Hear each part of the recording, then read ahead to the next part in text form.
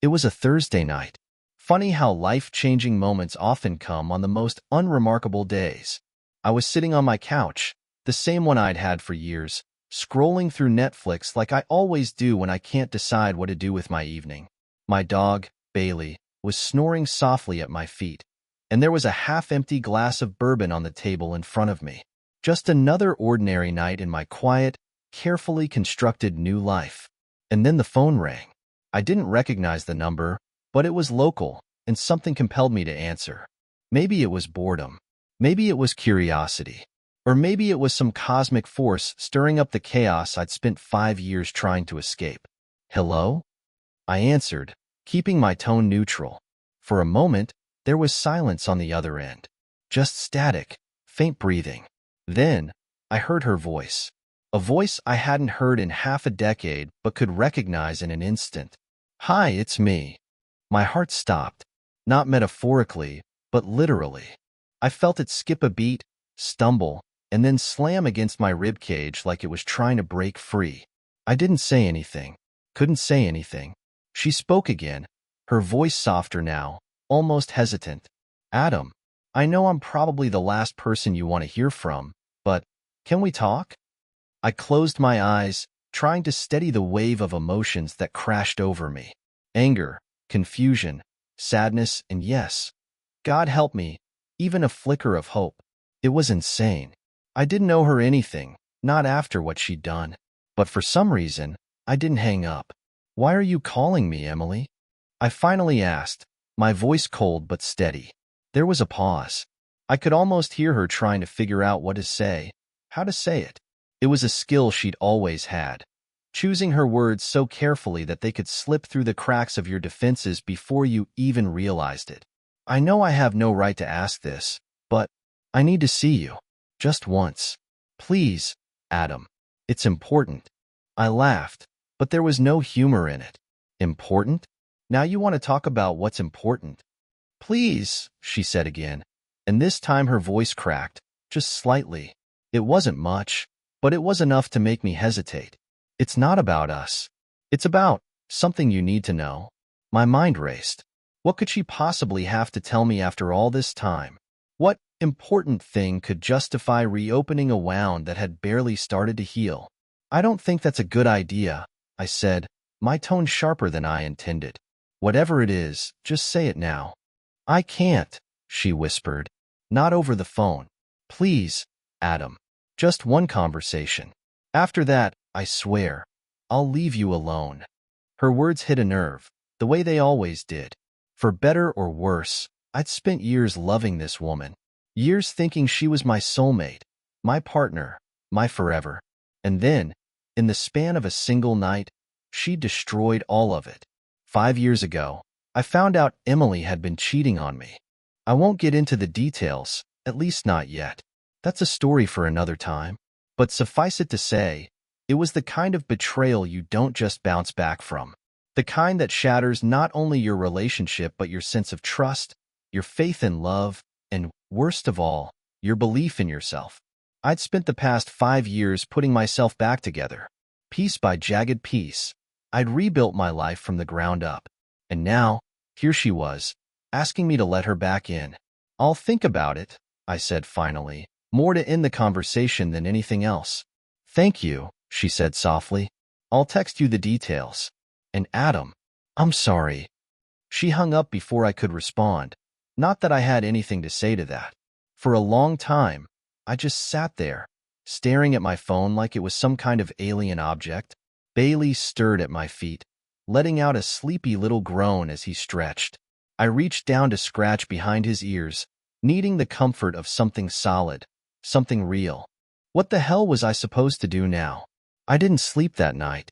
Every time I closed my eyes, my mind replayed her voice, her words, her apology. It was ridiculous. After everything she'd done, after all the pain she'd caused, she didn't get to just waltz back into my life and drop a bomb like that. And yet, I couldn't stop thinking about it. What could she possibly have to say that was so important? Had something happened to her? To her family? To, God forbid, the guy she cheated on me with? I hated that I even cared. But the truth was, a part of me did. The next morning, I woke up groggy and irritable, having finally fallen asleep sometime around dawn. Her text was waiting for me when I unlocked my phone. Tomorrow, 7 p.m. The coffee shop on Main Street. Please. I stared at the message, debating whether to respond. On one hand, I didn't owe her anything. On the other, if I didn't go, I'd spend the rest of my life wondering what she wanted to tell me. By the time I finished my second cup of coffee, I'd made up my mind. I'd go, but not for her. For me. I needed closure. And maybe, just maybe, this was my chance to finally get it. The coffee shop was quieter than I remembered. I hadn't been there since before the divorce, back when it was our spot. Emily and I used to come here every Sunday, sitting in the corner booth by the window and talking about everything and nothing. She was already there when I walked in, sitting in that same booth. For a moment, I froze, my feet refusing to move. She looked different. Older, maybe. Tired, but still unmistakably Emily. When she saw me, she smiled. A small, tentative smile that didn't reach her eyes. I didn't smile back. "Adam," she said as I approached, her voice soft but steady. "Thank you for coming." I slid into the seat across from her, keeping my expression neutral. "You said you had something to tell me. So tell me." She hesitated, looking down at her hands. "I will. But first, I need to say I'm sorry. For everything. I know I hurt you, and I've hated myself every day since. Save it." I cut her off, sharper than I intended. "You didn't ask me here to apologize. Just get to the point." She flinched, but nodded. "Okay, you're right. I'll just say it." She took a deep breath, and then, finally, the words came. "Adam, you have a son?" I blinked, convinced I hadn't heard her correctly. "What did you just say?" Her eyes were locked on mine, steady but brimming with something I couldn't place. Fear, guilt, maybe both. "You have a son, Adam. He's yours." The words echoed in my head, but they didn't feel real. It was like she'd spoken them in a foreign language, one I didn't understand. I leaned back in the booth, crossing my arms tightly across my chest as if that would somehow shield me from the weight of her revelation. "That's not funny," I said finally, my voice colder than I intended.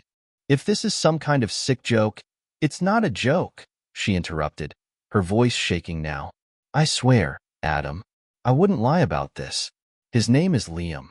He's 4 years old." 4. That number hit me like a punch to the gut.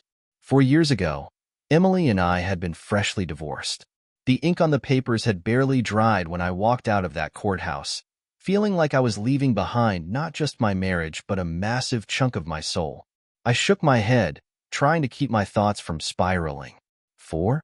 So what? You cheated on me and got pregnant with someone else's kid, and now you're trying to tell me he's mine? Her face crumpled, and she looked down, twisting the napkin in her hands until it started to shred. "I didn't know I was pregnant until after the divorce," she said quietly. "And I wasn't with anyone else, Adam. Not during our marriage. Not during that time." I laughed bitterly, but there was no humor in it. "Oh, so now I'm supposed to believe you were faithful? After everything that happened?"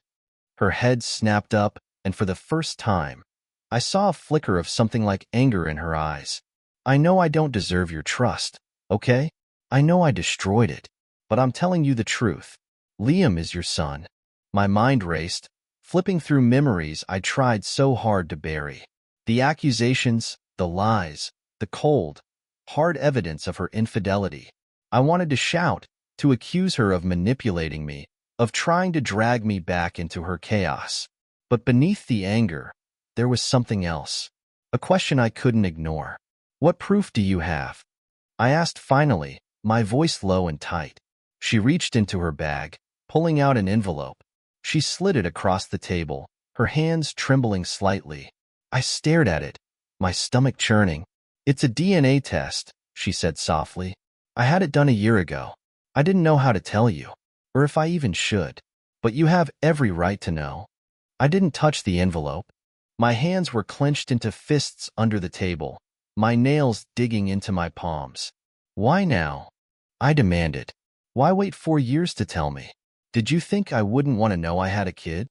Tears filled her eyes, but she didn't let them fall. I was scared, Adam. I didn't know how you'd react. And I didn't think I deserved to ask you for anything after what I did to you. But Liam, he started asking questions. About his dad. About you. And I couldn't keep lying to him. The anger bubbling inside me threatened to spill over. So you lied to him, too? What did you tell him, Emily? That his dad didn't care enough to stick around? Her face crumpled, and she shook her head fiercely. No. I told him you didn't know. That it wasn't your fault. I never wanted him to think badly of you, Adam. I swear. I didn't know what to say to that. Part of me wanted to get up and walk out, to leave her sitting there with her shredded napkin and her guilt. But another part of me, the part one hated, the part that still ached whenever I thought of her, wanted answers. I finally picked up the envelope, the weight of it heavier than it had any right to be. I didn't open it, not yet. Instead, I shoved it into my jacket pocket and stood up. I need time to think, I said, my voice flat. She nodded, wiping her eyes quickly. Take all the time you need. Just, if you want to meet him, let me know. He's a good kid, Adam. You'd be proud of him. Her words hung in the air as I turned and walked out of the coffee shop, my heart pounding in my chest. A son. I had a son. I drove home in a daze, barely remembering how I got there.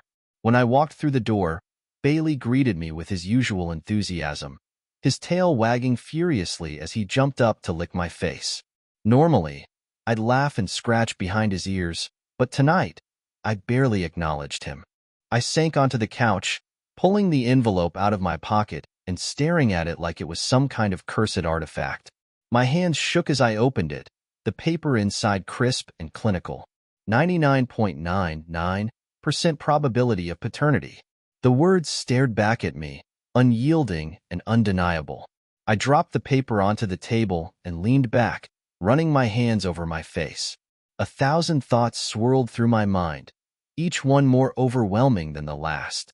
I had a son, a child I'd never met, a child who, for the past 4 years, had been growing up without me. And Emily, the woman who had shattered my heart and left my life in ruins, had been raising him on her own. I didn't know what to do. I didn't know how to feel. All I knew was that everything I thought I'd buried, everything I thought I'd moved past, had just come crashing back to the surface. And for the first time in years, I had no idea how to move forward. I didn't leave my apartment the next day. I barely moved.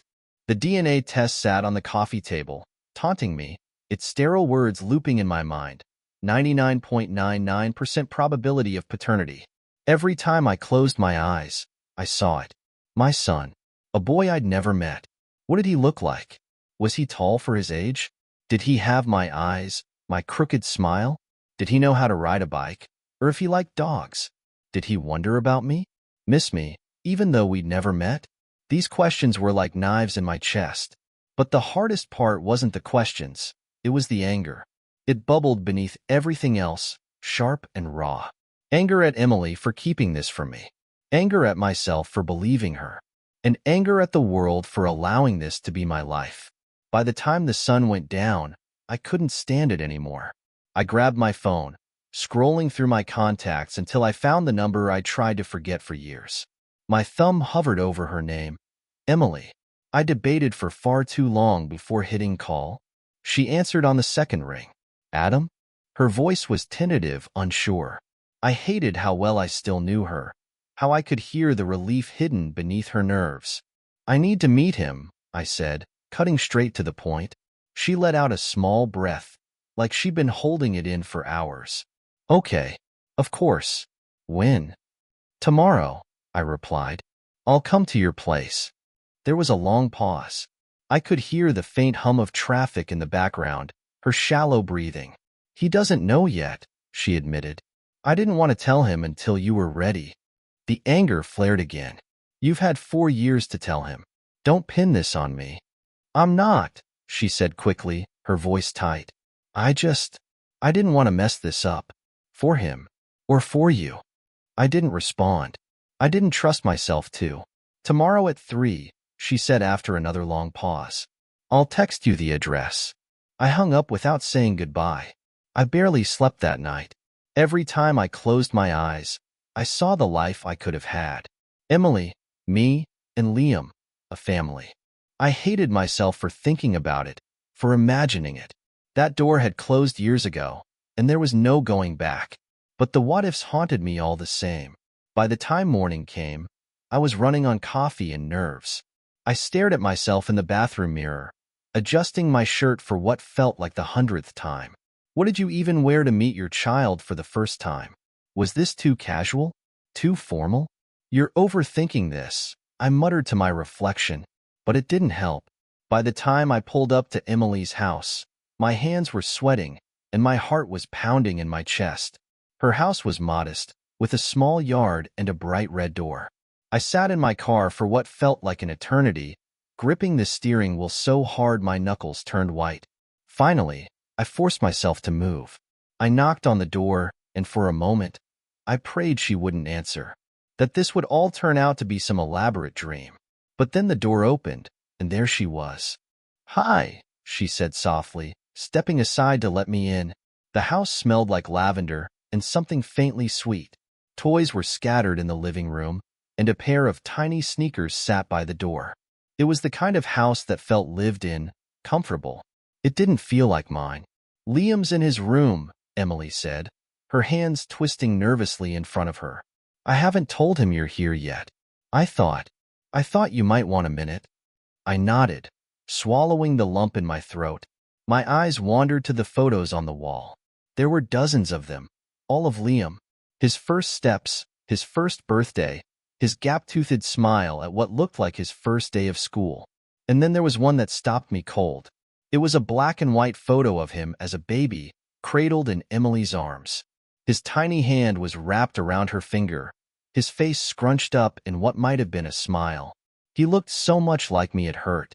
"You didn't tell me," I said, my voice quiet but sharp. Emily flinched, following my gaze. "I didn't know how," she said softly.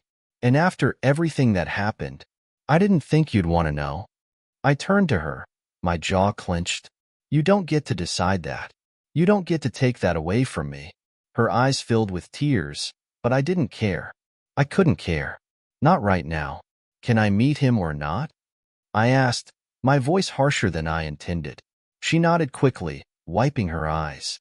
"Of course. I'll go get him." I stood in the living room, my hands shaking as I tried to steady my breathing. This was it, the moment my life changed, again. When they came back, my heart nearly stopped. "Liam," Emily said softly, kneeling beside him. "This is Adam. He's your dad." Liam stared at me with wide, curious eyes. He had my eyes. God, he had my eyes. "Hi," he said after a long pause, his voice small but confident. I crouched down to his level, forcing a smile. "Hi, Liam. It's really nice to meet you." He tilted his head, studying me like I was some kind of puzzle he was trying to figure out. "You look like me," he said finally. I laughed, and it came out shaky. "Yeah, I guess I do." He smiled then, a big, toothy grin that lit up the room. And for the first time in years, I felt something crack open inside me. "I brought you something," I said, pulling a small stuffed dog from my jacket. I'd bought it on a whim that morning, unsure if it was the right thing to do. His face lit up as he grabbed it, holding it close. "Thank you." I glanced at Emily, who was watching us with tears in her eyes. She gave me a small nod, as if to say, "You're doing okay." For the first time since that phone call, I believed her. That night, after Liam had gone to bed, Emily and I sat across from each other in the kitchen. The silence was thick, but neither of us seemed to know how to break it. "Thank you for coming," she said finally, her voice soft. I nodded, staring into my coffee cup. "He's a great kid. You've done a good job with him." She smiled faintly, but it didn't reach her eyes. "I've tried, but he's been missing something. Someone." I looked up at her, my jaw tight. "This doesn't fix anything, Emily. You still lied to me." "I know," she said quickly, "and I'll regret that for the rest of my life. But I'm trying to make it right now. That's all I can do." I didn't respond. I didn't trust myself to. Instead, I thought about Liam, about the way he'd smiled when he hugged that stuffed dog, about the way he'd looked at me like he was trying to piece together who I was and what I meant to him. And for the first time, I realized I wanted to be in his life. Not for Emily, not to make up for the past, but for him, for my son. The next few weeks passed in a blur. I started seeing Liam regularly, short visits at first, carefully planned with Emily so he wouldn't feel overwhelmed. Each meeting chipped away at the wall I'd built around my heart, brick by painful brick. He was incredible. Smart, curious, full of questions about everything. I learned he loved dinosaurs and hated broccoli. He was obsessed with space and wanted to be an astronaut when he grew up. He called me Adam at first, which stung more than I cared to admit, but I didn't push him. I knew I had to earn the right to be called Dad. It wasn't easy. Every time I walked into Emily's house, I felt the weight of our history pressing down on me. The life we were supposed to have, the trust she'd broken. It was all there, like a shadow that refused to leave. But when I was with Liam, it didn't matter. One afternoon, we were playing with his toy rocket ship in the backyard when he asked me a question that stopped me cold. "Why didn't you live with us before?" I froze, the toy rocket slipping from my hands. His big brown eyes, my eyes, stared up at me, waiting for an answer. "That's complicated," I said finally, my voice tight. He frowned, clearly unsatisfied with my response. "Mom said you didn't know about me." I swallowed hard, trying to keep my emotions in check. "That's true. I didn't know. But if I had, I would have been here. I promise." He seemed to accept that, nodding slowly before turning back to his rocket. But his question stayed with me long after the visit ended. That night, I sat in my apartment, staring at the ceiling. The anger I'd buried was bubbling back up, threatening to spill over. I couldn't keep brushing this under the rug. I needed answers. So I called Emily. "Hey," she said when she picked up, her voice cautious. "Everything okay?" "No," I said bluntly. "We need to talk." There was a pause. "About what?" "About why you kept Liam from me," I said, my voice sharper than I intended. "And don't give me that I didn't know how to tell you excuse. I want the truth, Emily. All of it." She sighed heavily. "Can we do this in person? Please." I hesitated, then relented. "Fine. Tomorrow night. My place." The next evening, Emily showed up at my apartment, looking as nervous as I felt. She stepped inside. Her arms crossed over her chest like she was bracing for a fight. "Do you want coffee or something?" I asked, more out of politeness than actual concern. "No, I'm fine," she said, sitting down on the couch. I stayed standing, pacing back and forth like a caged animal. "All right, Emily, start talking. Why did you really keep him from me?" She took a deep breath, her fingers twisting the hem of her sweater. "When I found out I was pregnant, we were already divorced. And I didn't think you'd want anything to do with me. Or the baby." I stopped pacing, staring at her. "You didn't think I'd want to know I had a child? Are you serious?" She flinched, but kept going. "You hated me, Adam, and I don't blame you for that. I thought if I told you, you'd think I was trying to trap you or manipulate you. And I couldn't handle that. I couldn't handle you rejecting him." I ran a hand through my hair, trying to process her words. "So you decided for me? You took away my choice?" Her eyes filled with tears. "I was scared, okay? I was a mess. And every time I thought about telling you, I talked myself out of it. I convinced myself I was doing the right thing. But I wasn't. I know that now." I shook my head, anger and disbelief warring inside me. "Do you have any idea what it's like to find out you have a kid after 4 years? To know I've missed so much of his life because you couldn't face me?" Her tears spilled over, but I didn't care. I couldn't. "I know I can't fix this, Adam. I know I don't deserve your forgiveness. But I'm trying to make it right now. For Liam. That's all I care about." Her words hung in the air, heavy and raw. For a moment, neither of us said anything. Finally, I sat down across from her, my head in my hands. "I don't know how to move past this, Emily. I really don't." She nodded, wiping her eyes. "I don't either. But for Liam's sake, we have to try." Over the next few months, I started spending more time with Liam. Emily and I established a routine: weekend visits, occasional weeknight dinners. It was awkward at first, navigating this new version of our relationship. We weren't friends, but we weren't enemies anymore either. Liam warmed up to me faster than I expected. He started calling me Dad one afternoon while we were building a Lego spaceship. I froze when he said it, my hands hovering over the pieces, but he didn't seem to notice. He just kept talking about the rocket boosters like it was the most natural thing in the world. That night, I sat in my car outside Emily's house for a long time, trying to process the flood of emotions. Pride, joy, sadness, regret. It was all there, tangled together in a knot I didn't know how to untangle. Emily came out to check on me, knocking gently on the driver's side window. "You okay?" she asked, leaning down to look at me. "Yeah," I said, my voice thick. "He called me Dad today." Her face softened, and for a moment, we just looked at each other. "You're doing a good job," she said quietly. I didn't know how to respond to that, so I just nodded. As the months passed, things started to feel normal, or as close to normal as they could get.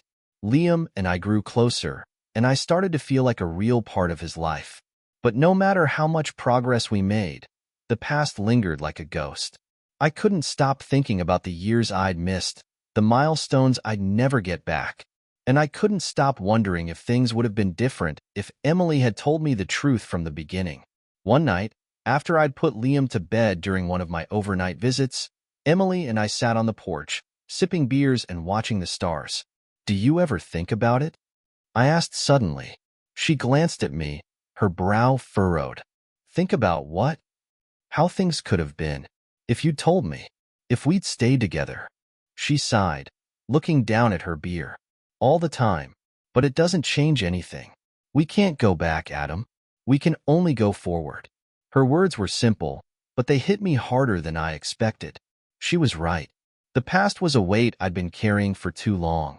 It was time to let it go. For Liam's sake. And for mine. Just when I thought life was starting to settle into something resembling stability, another bombshell dropped.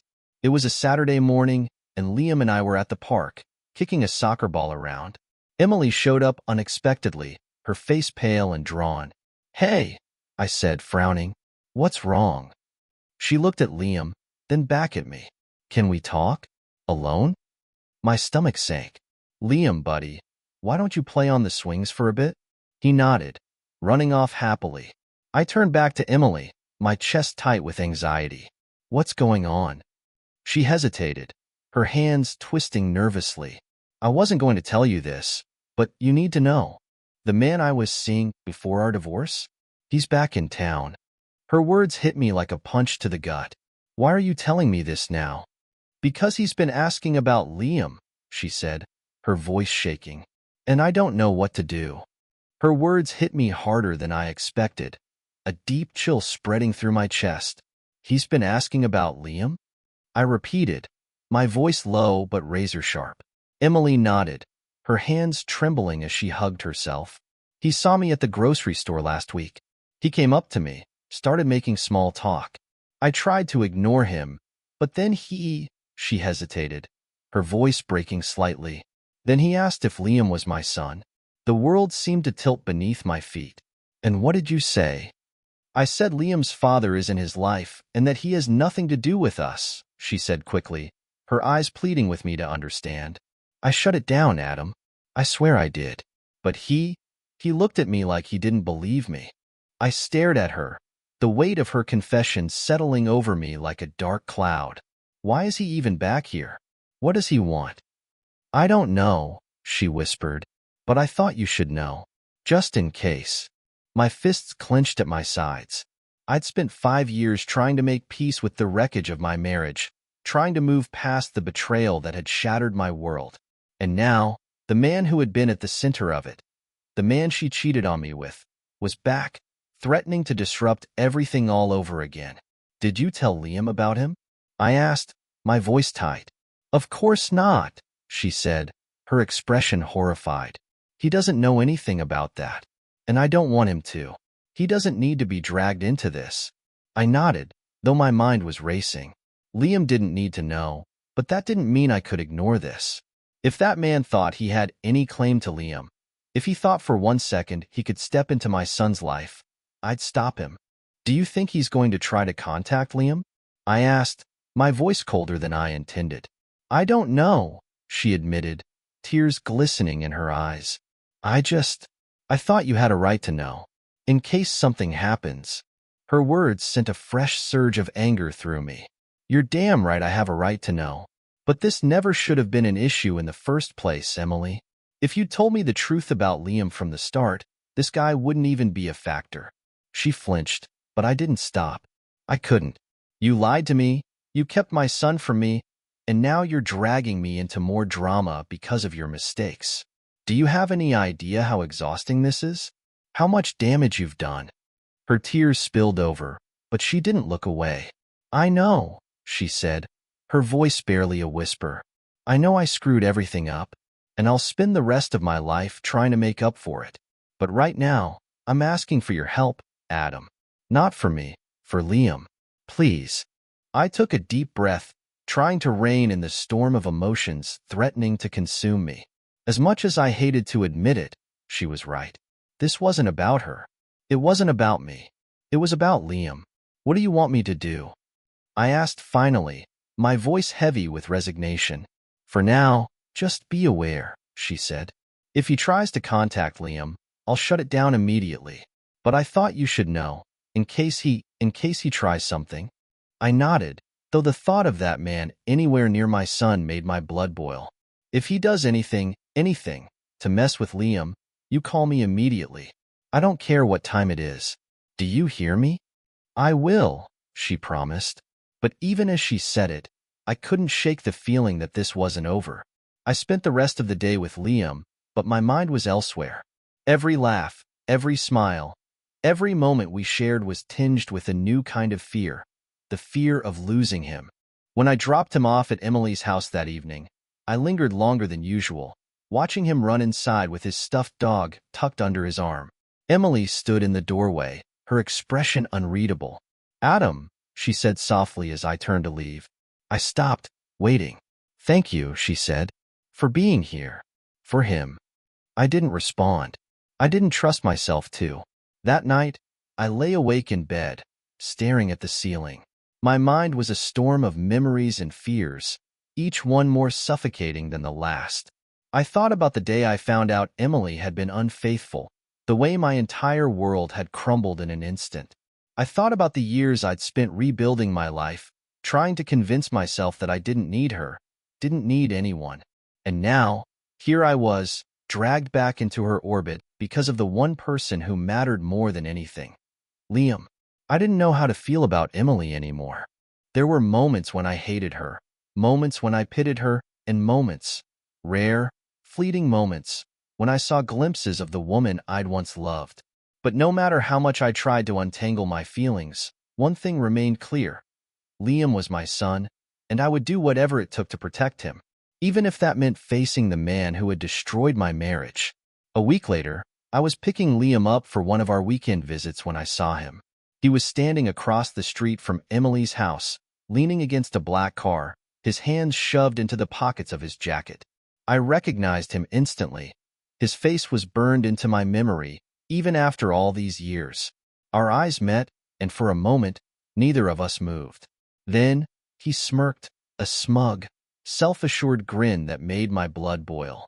I clenched my fists, every instinct screaming at me to confront him, to demand answers, to wipe that smirk off his face. But Liam came running out of the house at that exact moment, his laughter cutting through my rage like a blade. "Dad!" he called, his face lighting up as he ran toward me. I forced myself to smile, to kneel down and scoop him into my arms like nothing was wrong. "Hey, buddy," I said, my voice steadier than I felt. "You ready to go?" "Yeah," he said, bouncing with excitement. I glanced over his shoulder, but the man was gone. That night, after I put Liam to bed, I called Emily. "He was there," I said as soon as she picked up. "What?" she asked, her voice sharp with panic. "Across the street from your house."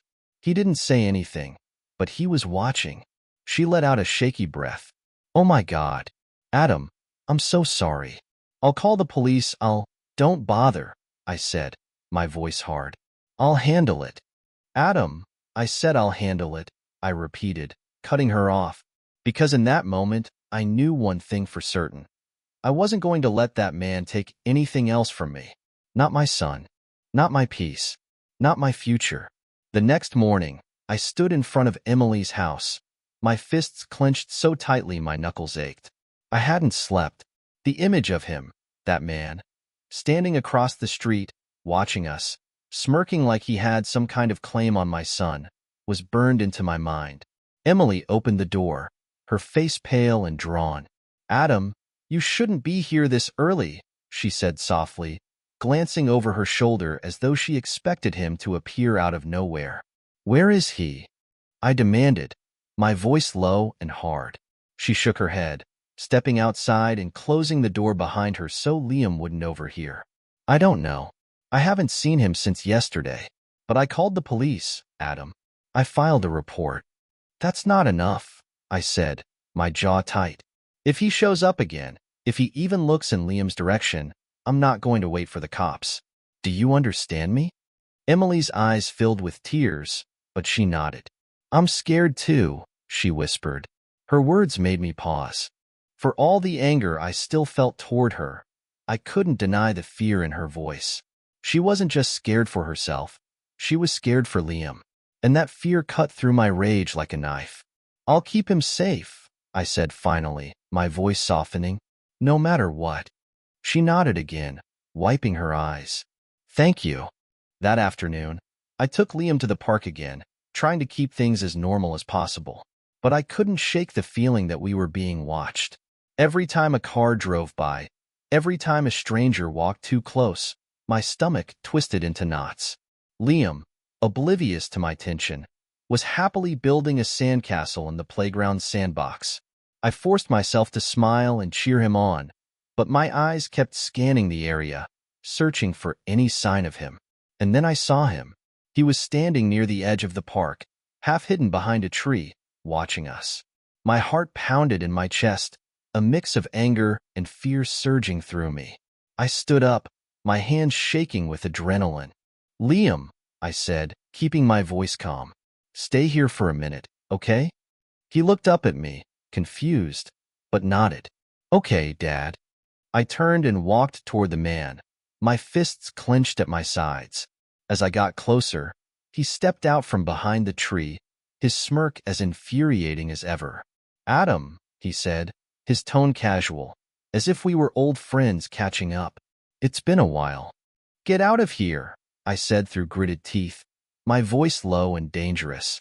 He shrugged, shoving his hands into his pockets. I just wanted to see the kid. He looks a lot like you, you know? My vision blurred with rage. You don't get to talk about him, I snapped. You don't get to come anywhere near him. Do you understand me? He raised an eyebrow, clearly enjoying my reaction. Relax, man. I'm not here to cause trouble. I just couldn't help but wonder. You know, if maybe he was, don't, I growled, stepping closer. Don't you dare finish that sentence. He held up his hands in mock surrender, but his smirk didn't falter. All right, I get it. You're playing the family man now. Good for you. Before I could respond, he leaned in slightly, his voice dropping to a whisper. But we both know how this started, don't we? Emily wasn't so innocent back then. Who's to say she's telling you the whole truth now? That was it. I lunged at him, grabbing the front of his jacket and shoving him against the tree. If you come near my son again, I hissed, my face inches from his, I'll make sure you regret it. Do you hear me? His smirk finally faltered, his eyes narrowing. Let go of me, he muttered, his bravado slipping. I held him there for a moment longer, letting him see just how far I was willing to go to protect Liam. Then I stepped back, my hands shaking with rage. Stay away, I said, my voice cold and steady. He straightened his jacket, glaring at me. This isn't over, he said before turning and walking away. I stood there, my chest heaving, watching him disappear into the distance. It felt like a small victory, but it was hollow. Deep down, I knew he wasn't going to give up that easily. That evening, I told Emily what had happened. She was horrified, her face going pale as I recounted the confrontation. "He's not going to stop," she said, her voice shaking. What if he tries to take Liam?"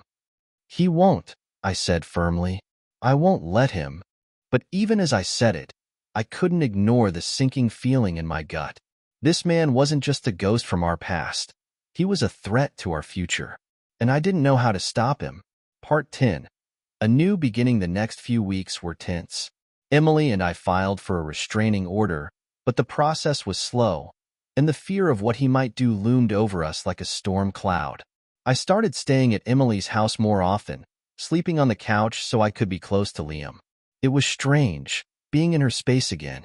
At first, it felt suffocating, too many memories, too much history. But over time, something shifted. We started talking more, not just about Liam or the situation with him, but about everything. One night, after Liam had gone to bed, we sat on the porch again, the silence between us comfortable for the first time in years. "I'm sorry," she said suddenly, breaking the quiet. I looked at her, surprised. "For what?" "For everything," she said, her voice soft but steady. "For lying to you. For keeping Liam from you. For breaking us." Her words hung in the air, raw and unfiltered. "I don't know if I can forgive you," I admitted, my voice just as quiet. She nodded, tears glistening in her eyes. "I don't expect you to, but I needed to say it." We sat there for a long time, the weight of the past pressing down on us. But for the first time, it didn't feel unbearable. The restraining order was finally approved, and for a while, things calmed down. He disappeared again, and Emily and I slowly began to settle into a new normal. It wasn't perfect. There were still moments of tension, moments when the scars of our past threatened to reopen. But there were also moments of hope, moments when I looked at Liam and felt like I was exactly where I was meant to be. One evening, as I was tucking Liam into bed, he looked up at me with those big brown eyes and said, "Dad, are you going to stay forever?" His question caught me off guard, but my answer came easily. "Yeah, buddy, I'm not going anywhere." And for the first time in a long time, I believed it. Life doesn't tie itself up in a neat little bow. There are still unanswered questions, still shadows from the past that linger. But as I sit here writing this, watching Liam build a Lego spaceship at the kitchen table while Emily cooks dinner in the next room, I realize something. We're not perfect. We're messy and complicated and flawed. But we're a family. And that's enough.